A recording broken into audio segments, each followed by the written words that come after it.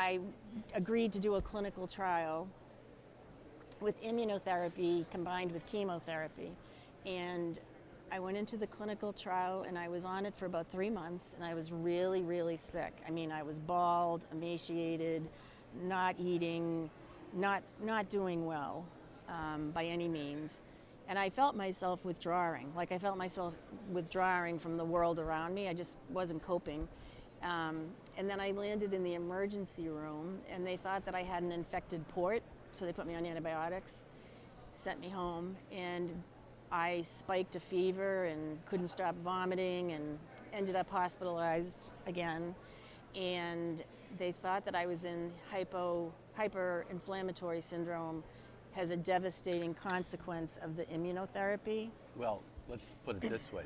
It took them a long time to figure this out. So I was in a coma and in the ICU, and they were like sitting vigil, and it wasn't going well. And ultimately, and I was one of the first people to do this immunotherapy, so they With had breast cancer. For metastatic breast cancer, and they hadn't had a lot of people show up in the ER presenting like I did.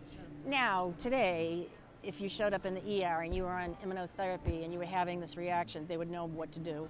So trial and error, they figured out that I needed high-dose steroids to reverse what was happening. So when I woke up from the coma, I was on dialysis, and I couldn't walk or swallow or use my hands. I was completely incapacitated. So I spent a month in the hospital while they were working me up, going to dialysis every other day. And then at some point, after the end of the month, I was well enough to be transferred by ambulance to an acute rehab hospital, and then the work began. So it was a really long recovery period, and people say, oh my God, you should never have done that. That was horrible.